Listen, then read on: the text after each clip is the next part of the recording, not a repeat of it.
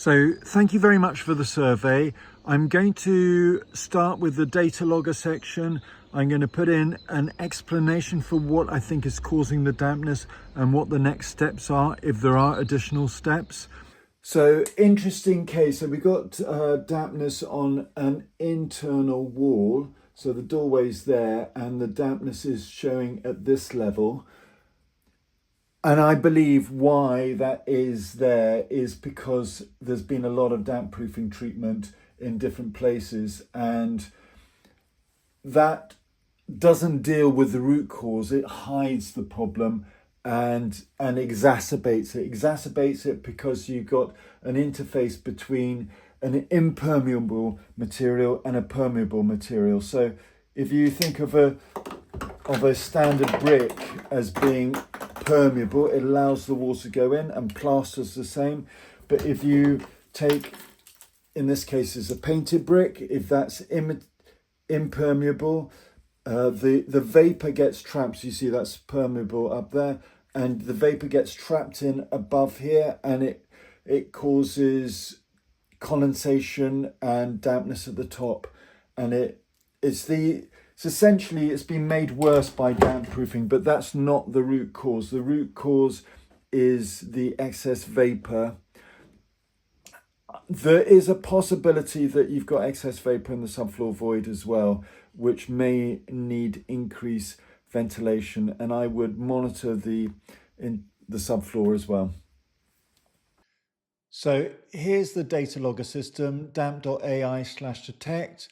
The temperature at the base of the wall was 13.1 at the time of the survey. You just drag and drop your files into here, and you can then drop down and choose which files to look at. You always want to have a damp wall and a vapor source. You can just do it with one logger. And then you create the graph, and then this shows the surface relative humidity is 100%.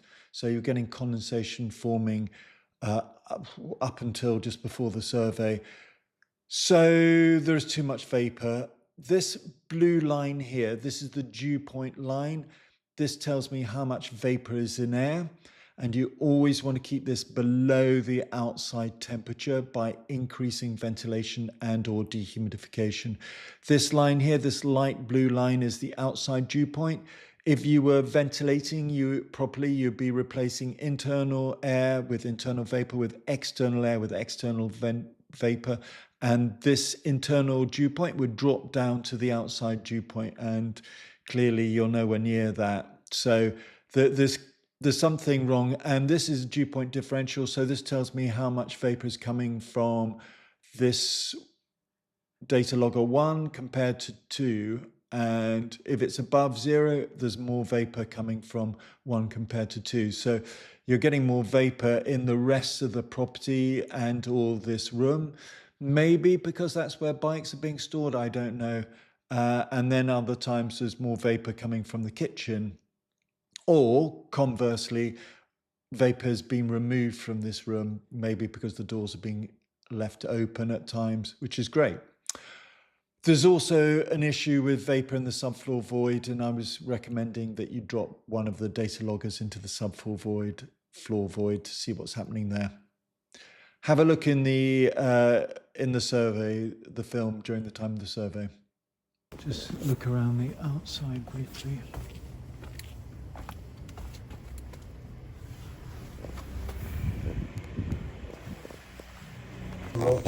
And wood weevil. Is there wood weevil? Yeah. Well, you can't see it, but it's the way it presents itself. Okay. So have you got access to the cellar? Well, there is no cellar. There's no cellar. Yeah. What I'm going to do is I'm going to pop hygrometer into the subfloor void, Yeah. and just measure to see what the humidity is like underneath the floor. Yeah. The wood weevil. So wood weevil grows or survives, colonizes where there's cellar rot. Yeah. And Okay. cellar rot needs dampness. So get rid of the dampness, and the cellar rot stops growing, and the wood weevil will disappear. Okay. So is that different from woodworm then, basically? Or is that It is a form of woodworm. Okay. It's just Well, actually, the difference between normal woodworm and wood weevil Yeah. is that you don't bother treating it Okay. just because it's Just dependent on the woodworm, damp. on the. Okay. Yeah. Well, actually, I'm going to take that off. Oh, okay. I'm afraid. Sorry to. No, that's right. But what we're going to do is we're going to just calibrate them. Yeah. So I'll just take a note of what's outside. So the wall has been painted with Yes, well- impermeable paint onto brick, which is not ideal. Okay. But because it's not so much that it causes problems per se, it's if you ever get any gaps or cracks in it. Yeah. And what you can get is calcium sulfate salts, which Yeah. is part of the cement. Yeah. It can blister underneath, and you get micro cracking, which can be hard to see. Okay. And then the water can get in Okay. and then absorb and pass all the way So- through. So we have recently. This has been painted outside very recently. The guy needs to come back to touch some things up. But so there was paint there before, but it was all it was In not- poor order. Yeah. So it's When been- are we talking about? So repainted like a month ago or something. Okay, so a damp wall will take 6 to 9 months to dry out. Yeah. But this is like putting plastic, Yeah. Yeah. and Yeah. it's not so much that it's causing the wall to sweat. It's Yeah. just that if Yeah. water can get in. Yeah. Yeah. And so you're talking about. I mean, all of these imperfections here may well that actually looks like cement, but Yeah. it may be that you were getting water through. So it was painted originally, was it? So it was painted originally, but it was all broken up and stuff. If it's penetrating damp, which is rainwater that's coming Yeah. all the way through, Yeah. you would expect to see brown staining, and you would Yeah. expect to see it close to the source, which Yeah.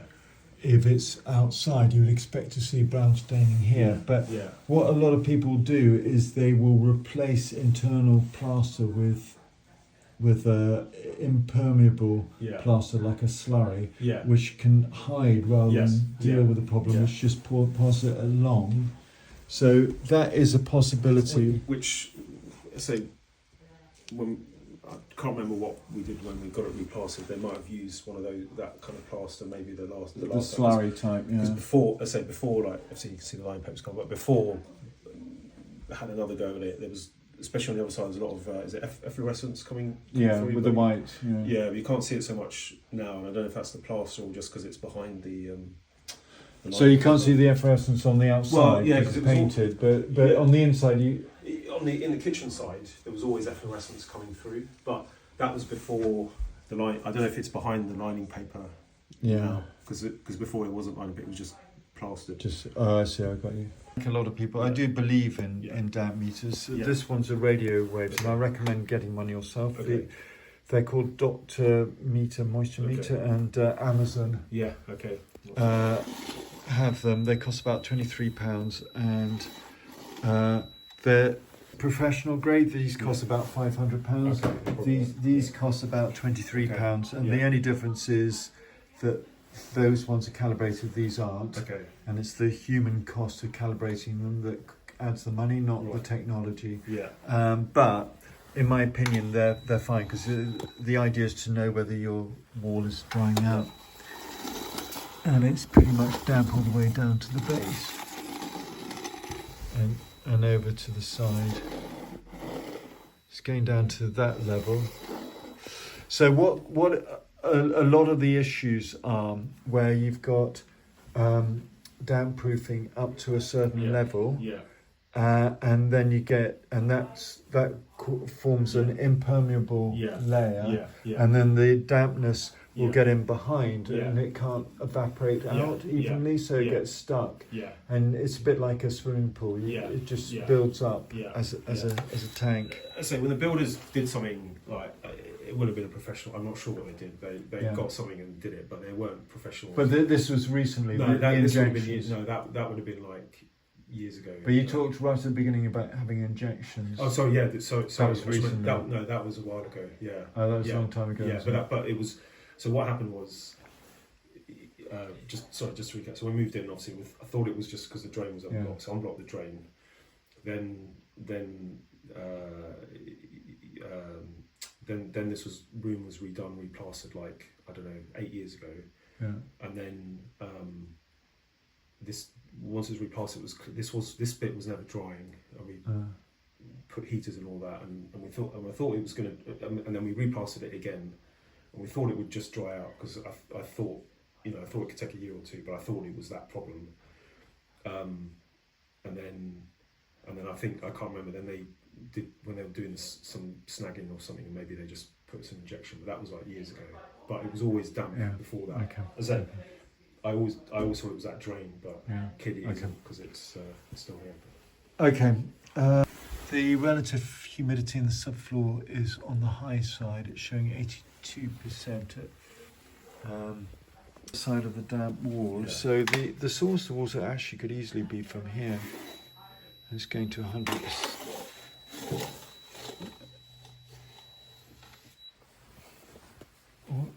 So I have no extractor fan on the kitchen.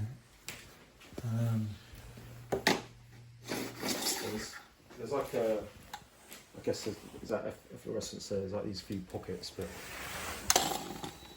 So there's a calcium sulfate salts in there. You often get them around chimney breasts. and then there might be like, yeah, there's a pocket here, but as I say, the long-term plan is to do the siding turning. So I always feel like some of this will be sold eventually, but that. So this is a thermal imaging camera where blue is colder than orange.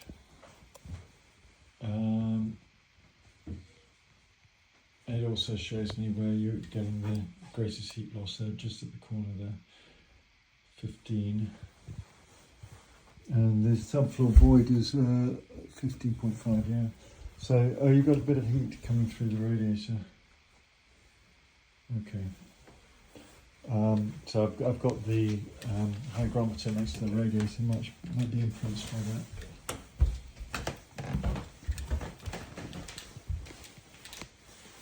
And then there. Well, actually, it's quite useful to see these areas.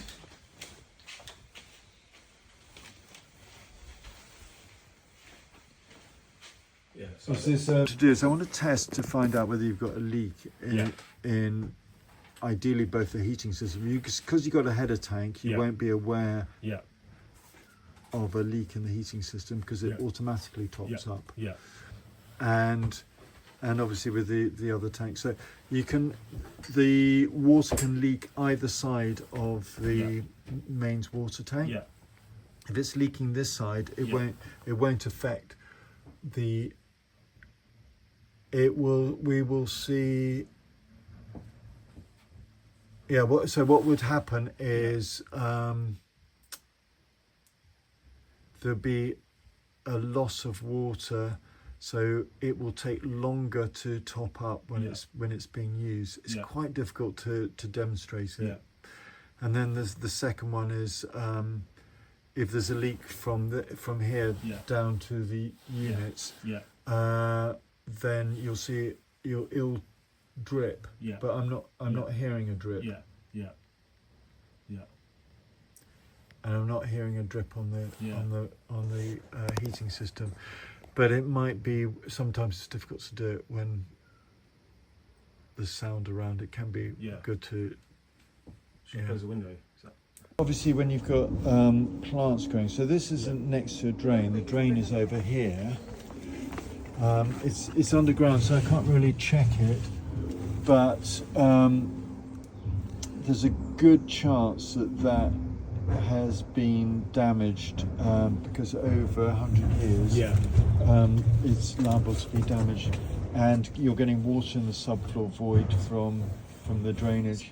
These periscopic vents are better than nothing, but you don't get the same airflow through. The reason you've got them is because of the level height entering the property. It could easily be the cause. Okay. I think if it were me, what I would do is I would actually cut an access point for them to put a CCTV. So you have to get a CCTV drain survey. Okay. Get an access point. You can just cut it open like that. I'd have it sort of lower down, actually, close to the base. Because one of the simplest solutions is to bypass it and just shed water away from the property. Okay. But if there is water in the subfloor void, then Yeah. it will cause rising damp-like Yeah. symptoms. Yeah. It's not rising damp, but you get condensation Yeah. because you have got fairly high humidity Yeah. in the subfloor. I would have expected to see. Well, we'll have a look at the humidity in the house itself, Yeah. but I wouldn't expected it to be higher than the Yeah. house, and Yeah. it's the dew point and relative humidity that are Yeah. important. High relative humidity is 87%, Yeah. but it's not off the scale. So Yeah. I go to a lot of properties with Yeah. damp in the Yeah. subfloor, and Yeah. you can see 99%. You know, Yeah. that's Yeah. quite. But it's 87 at 14.6. Yeah. That, roughly speaking, is a dew point of 11.7, 11.8, something like that. Yeah. And the internal dew point is 8.1. Now, dew point is a measure of the amount of vapour in air. Yeah. It's also Yeah. the temperature where condensation Yeah. takes place at. Yeah. So you've got a lot more vapour in the subfloor Yeah. than you have. Yeah. And if I were to put the meter outside, Yeah. well, I can do. Yeah. I wouldn't expect it to be over Yeah. 8.1. Yeah. So there's water entering the subfloor somehow from Yeah. somewhere, Yeah. and it can be one of two places, Yeah. three places if you like. Yeah. It can be either from the drainage system, Yeah. the wastewater. Yeah. Yeah. So Yeah. rainwater or wastewater, Yeah. or it can be the mains water. Yeah. Yeah. Mains water is difficult to tell without having Yeah. an external meter, Yeah. because the simplest way Yeah. of telling, some of the meters are Yeah. very Yeah. sensitive, and you can Yeah. just see the water just Yeah. Yeah. get ticking on Yeah. on the meter. Yeah. So obviously the water's coming into the property, it's going up to the loft Yeah. and back down again. Yeah. And it's that Yeah. the bit between the coming into the property and going Yeah. into the loft that I Yeah. think's where Yeah. you could have a leak. Okay. And then the second one is on the rainwater system. I don't suppose you've got any wastewater coming through this part of the house. It would be in the kitchen. Yeah. So the drain cover is in the.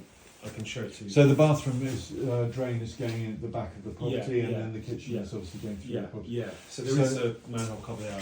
I haven't lifted it up for a while, but Have you got access to the subfloor in the kitchen? Do you know? well, it's just this funny. Drain itself will probably only just go from the your soil pipe there through to here, and then Yeah. it will run along Yeah. here at the back. So I don't think that's the issue. Yeah. I So don't think just the drain at the front. You think? the drain should run to the front, Yeah. and but be completely separate. So Yeah. I don't think you have wastewater running Yeah. through the main part of the Yeah. house, Yeah. other than the toilet. Yeah. there. Yeah. Yeah. So Yeah. that's something to be aware of. Yeah. So looking down here, do you see how it's dry down there? Yeah. That should really have water in it, because it acts as a trap to Yeah. stop smells coming back. Yeah. So that suggests that there's a problem there as Okay. well. Always get slight variation, and this is the temperature is pretty much bang on what I've got, but the humidity is a little bit off, but not far off. So I'll just put in a calibration. If we just add 3 to that.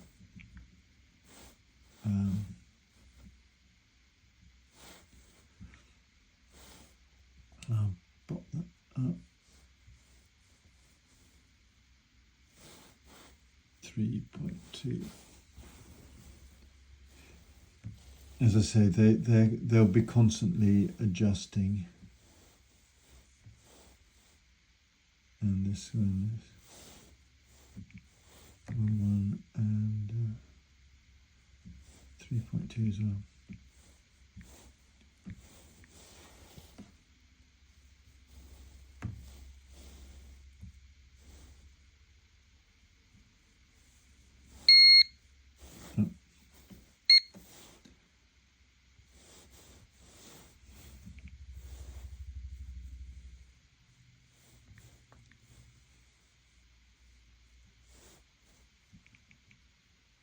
So they've all been adjusted, and you see the dew point, that's a measure of the amount of vapour in air, and they're all pretty much in line now. Yeah. So if you press the green number, just do the top set, to any of those, Yeah.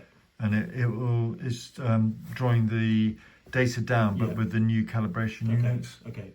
And then I'll get you to send it to me. Okay. And in the first instance, I'll have a look at it, and then you can use Damp.ai/Detect Yeah. to look at it in the future. Yeah. And I'll also, if you send me an update in a week's time, I can add it to. Was this in your original emails, these instructions? Or? Yeah. Yeah. Okay. So if you press the calculator sign top right, press the export sign top right. Yeah. Either of these, but export CSV normally works quickest, and just send it to, there you go, got it. Simon at dampsurveys.com. Put the data on the data loggers, but I think you've got two issues that are working together. Yeah, okay. I think you've got high subfloor vapor levels because there is a source of water in the subfloor. Yeah. And in my opinion, it can only come from, well, I suppose 3 sources. Yeah. So it's the mains water, it's the heating system, and the way to know if it's the heating system, if you hear a drip on the, but just like you really need to almost leave a phone in overnight just to listen to it. Okay. And similarly on the heating, on the hot water tank, or the rainwater to the front. Yeah. And I'm deeply suspicious of that. That drain, the drain. Yeah, because it's 100 years old. Yeah. Okay. It unfortunately, because it's all underground. Yeah. Including the connection, we can't see anything. Yes. The only thing to do is cut it open. Yeah. And put a CCTV. Yeah. I mean, should we just get it fixed anyway? Like. So there are 2 ways of doing it. Theoretically, the best way of doing it is by, if you get a company that do CCTV as well as sleeve drain repairs, they could do it pretty much at the same time, and then basically blow up a sleeve. It hardens and then. But the alternative way that a lot of people do is just to bypass the front drain by redirecting the rainwater with an elbow and a length of pipe onto the street. Okay, and you can't recommend people, is that right? Or can you? So CCTV, I think they're all pretty good, and if you look up at. Do you use Which or Yellow Pages or Trusted Trader or Check a Trade? They're okay. I mean, my personal experience, because I've had this myself, is that they're pretty good. So I've had it in Cornwall, and I found 4 cracks, and I even had the soil pipe completely collapsed, so that water was going in underneath the property from that. But you won't have that here. But rainwater, it would account for the high subfloor humidity, and what happens is condensation forms above the damp-proof course, because any vapor in there will condense, and having a damp-proof course is actually certainly not going to solve the problem, but it can be counterproductive because it can't go, the water can't be absorbed downwards, so it gets absorbed upwards. Yeah, and that's why I found you, because obviously I got the quote, but then people saying, well, that's not, you're not necessarily going to solve the problem. So I thought, I think it's been damp-proofed in the past. Well, in fact, you described it as being damp-proof. So you can increase the subfloor ventilation and bring the vapor levels down in the subfloor. That's not solving the root cause.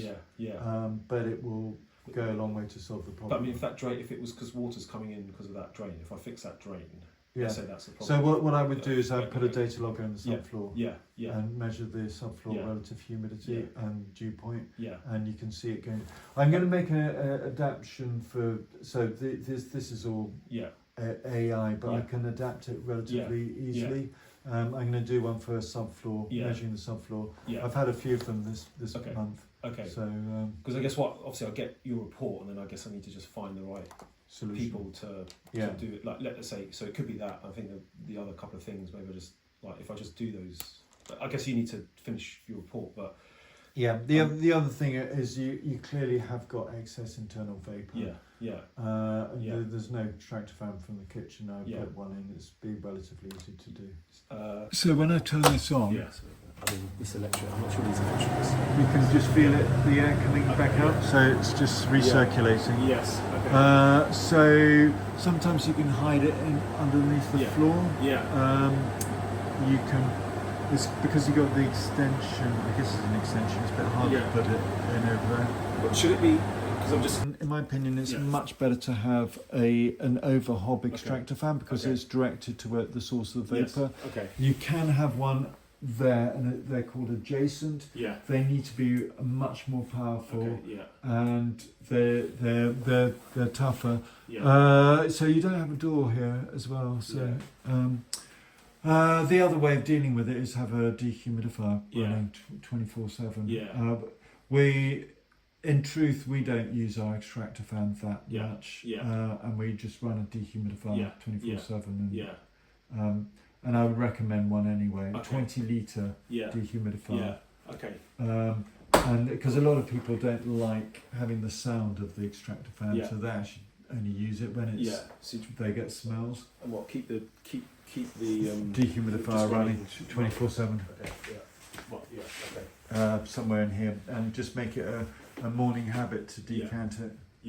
So when you talk about report, what I do is I put into the email all my recommendations and conclusions. But that will be in there then. So do you notice if you feel with your hand there's disruption around here?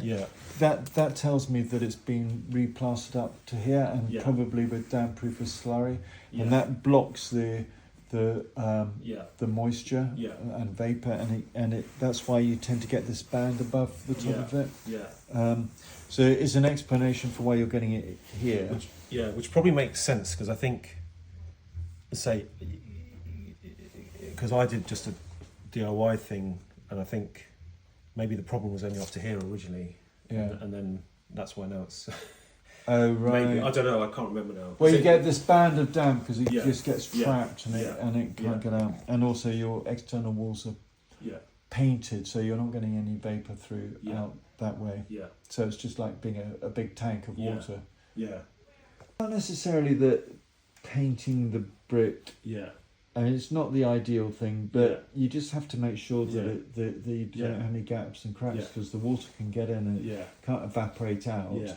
So it's and if it sometimes it can pass all the way through, and you can see brown staining, except when you've got slurry on the inside, which is blocking it. But what it also happens is that a damp brick is a poor insulator, and when you get heat loss on the outside, you get zones that are more at risk of condensation. So I think as I say, I think you've got two things happening at the same time, and I would, if I were guessing, I would say they're more or less 50-50.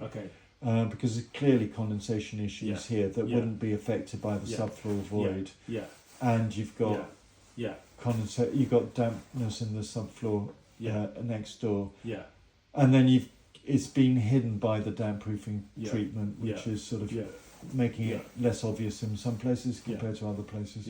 Because obviously with the you've got a pipe here. So that I think that must be going to the fireplace. What, the gas? And they put a flexible pipe, so they don't suck up all the floorboards. Because with that sort of, with all the energy performance certificate.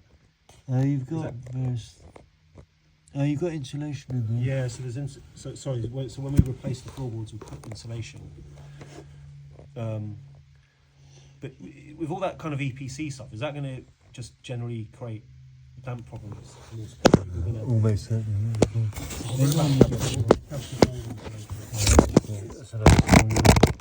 You don't have that here. No. So what it means is that you're going to have a reduced airflow in the subfloor. I mean, it's just understanding. Yeah. Cutting through the tongue and groove. So I find that in properties where there's gaps in the timber, Yeah. you're unlikely to get rot in the subfloor void because at least there's some ventilation. Yeah. But it should be able to cope without ventilation through to the main part. Yeah. And you've got to remember that you're going to have a vapor load here. Yeah. So actually you can end up having what's called interstitial condensation where it's forming within the subfloor void. Okay. I've got a floor that I've insulated, and I actually blow air through constantly just to keep the flow to force it. So in that room, You've got high humidity in the main part of the house, which Yeah. is typically you will have, yeah, and it enters into the cold subfloor. yeah, You can end up having condensation that's caused by the vapour in the house coming into the subfloor right, rather than from an outside. yeah, Ideally, you should treat the subfloor as a separate zone yeah, and have an air brick front and back so that it's Yeah. drawing air. yeah, Which you have got. You've got an air brick to the Yeah. front, and I think they look okay. They're Yeah. periscopic type, which Yeah. don't allow as much airflow because Okay. it's yeah, above ground and then Yeah. it goes down. Yeah. So you can attach mechanical vents, Yeah. but but again, that's not really dealing with the root cause. Yeah. And the root Yeah. cause is yeah, a source of water that Yeah. I think is probably yeah. from the That okay. pipe. Because I'm just thinking of this, if, just get that fixed, just fix it anyway. And there's always the potential for water from the mains and or heating system. Yeah, yeah, So I'd put a camera for a while when everyone's downstairs or away, just listening to drops on the header tank for the boiler. yeah, And it may be like a drop every minute or so, but that could be enough to cause. okay, And then likewise with the mains tank, but then you've got the issue of water this side of it, which is the most likely side. yeah, And the way of telling that is by movement on a water meter. Yeah. But since you don't have a water meter, you can't really. okay, yeah. That's a shame. And Thames Water to Yeah. put a meter on, and when they're doing that, ask them to test for a leak at that time. Yeah, They will have lead pipe. yeah, They would almost certainly Yeah. charge you for Yeah. that element of it. yeah. But I think it would show up as an issue on your survey when you come to sell. So Yeah. there is a case for having it done now Yes. Yes. rather Yeah. than ingesting lead. Yeah. But, Yeah. not that it's a huge problem because Yeah. it furs up on the inside, Yeah. so Yeah. you Yeah. don't have a big problem. Yeah. But Yeah. buyers do concern themselves Yeah. about that I can't remember that ever. coming up in the I survey. mean, that's not to say it was not like paragraph 87 on page 30. Yeah. You kind of look at the Yeah, headline and see that maybe. there's a lot of surveyors won't pick it up, but and I'm not saying for sure, but it's pretty unlikely that you don't have lead because Yeah. you wouldn't replace the pipe and not replace the stopcock. Yeah. Yeah. Yeah. Yeah. You got 3 data loggers. Yeah. You only really need to have one internally. Yeah. Put one next to the damp wall, Yeah. one in the subfloor, and Yeah. one outside. Yeah. Okay. And with the one outside, make sure it's away from sun, away from rain, Okay. away from squirrels or other Yeah. vermin. Because the sun kind of comes. You're south facing, Yeah. Well, you can be on the north side. Yeah. So it's running at about 6 litres a second. It should be 15. Okay. Ideally, it should have a half-hour overrun. Okay. But I think I there's- can change it. you can change it. The cameras and manually, so it was never, the technology was never quite as good as Oh, I see. So this is about 12 litres a second, So so it's about twice a more. bit more, yeah.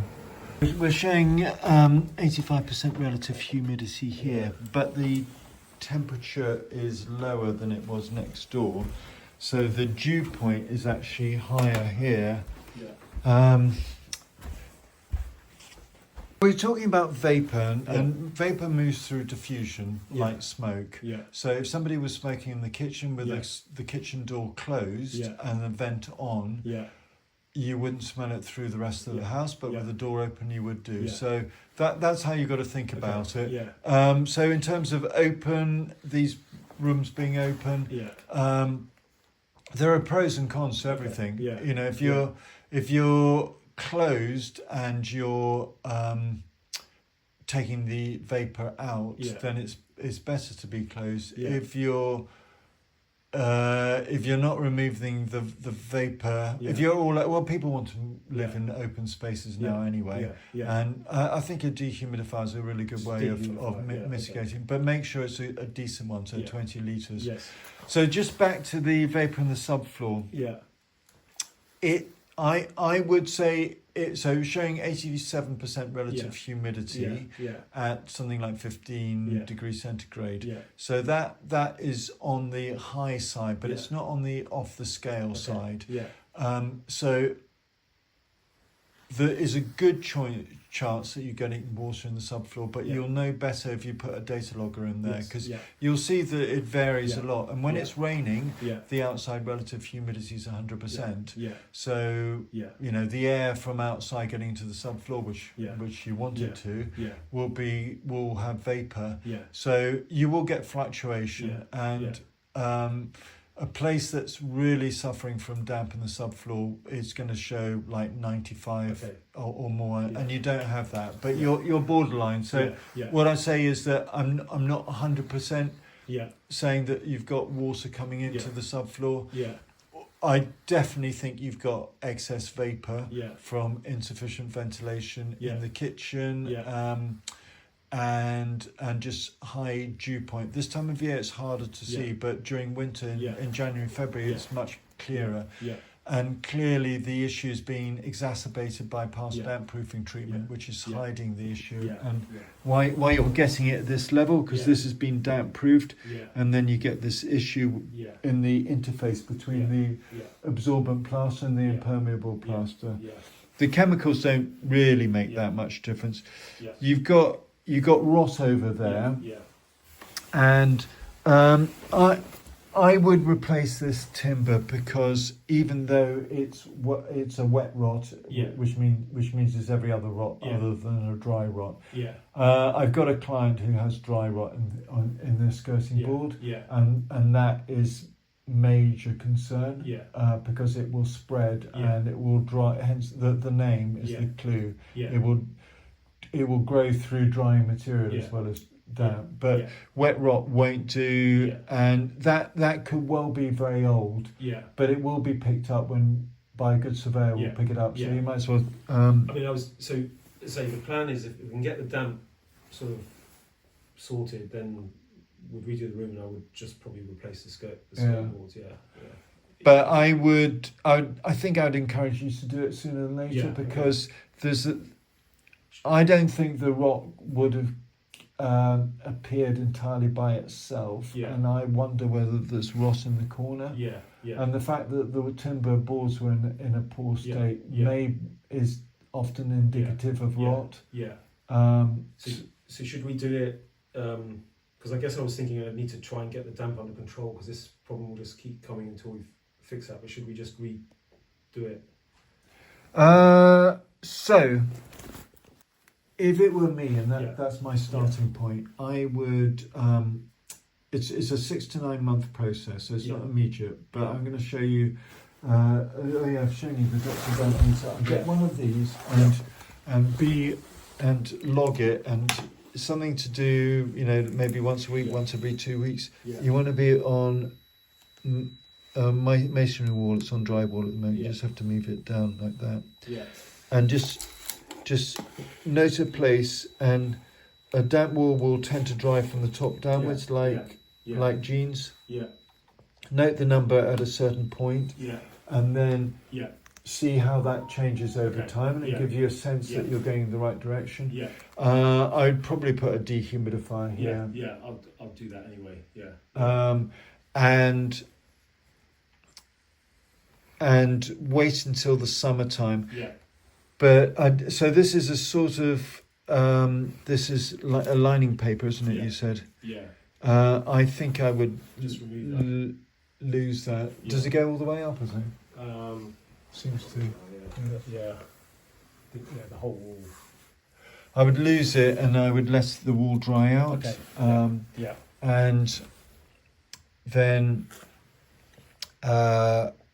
And then in the summertime, Yeah. once it's drier, Yeah. you want to just sandpaper down any loose wall, Yeah. and you may have to fill it. I mean, Yeah. worst case, you might have to skim it, but yeah, I was thinking when we get the room done, we redo it, put new skirting board anyway. yeah.